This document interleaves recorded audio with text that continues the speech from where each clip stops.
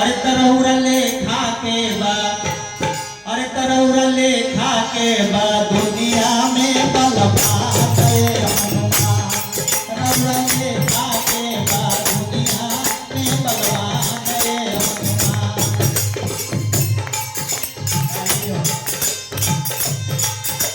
देखिए ना हनुमान जी लंका में जब गई यही से कहीं लगे जरा रंगदारी करे के मन बा तो अपना घर से बाहर जाके रंगदारी करे के चाहिए।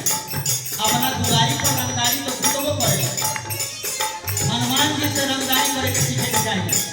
से लंका में जा सके रावण रंगबाज के पास रंगबाजी कोई नहीं। तरौआ लेखा के बाद दुनिया में बलवा गए हनुमान।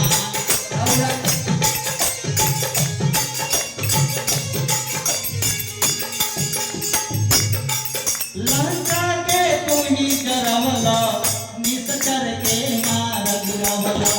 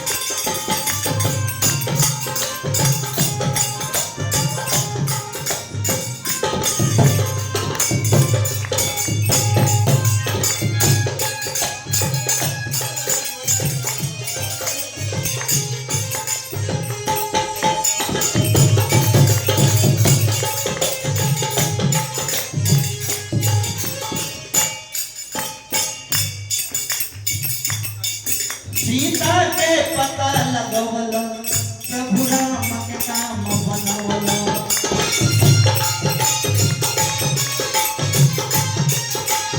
माता जानकी जब अशोक वाटिका में मन उदास करके बैठा और समय हनुमान जी जाके अशोक के वृक्ष से राम कथा सुनवली। माता जानकी के लागल जे यही जाके बा राम के चर्चा करे वाला। हनुमान जी सामने आई ना, माता सोचली के कोनो राक्षस भेष बदल ले पाए, लेकिन जब विश्वास हनुमान जी करोगे माता कहली के हनुमान भगवान कैसा पाए बहुआ लखन बात को संभाले। लगली है समाचार पूछे सीता के पता लगवल प्रभु राम।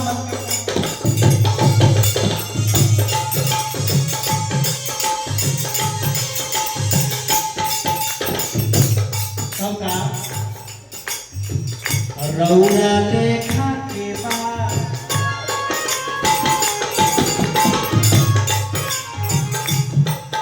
तरौरा लेखा के दुनिया में बलवा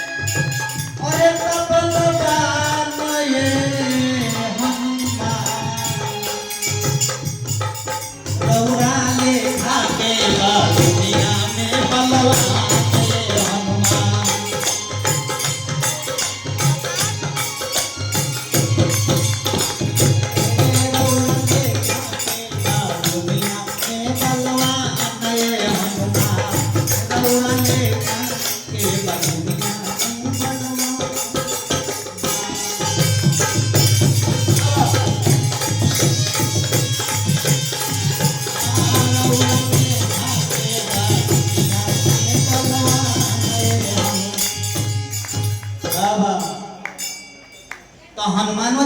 दूसर नहीं थी और भगवान शंकर के एक रामा रूप बाड़े, वो भगवान शंकर के रूप बाड़े।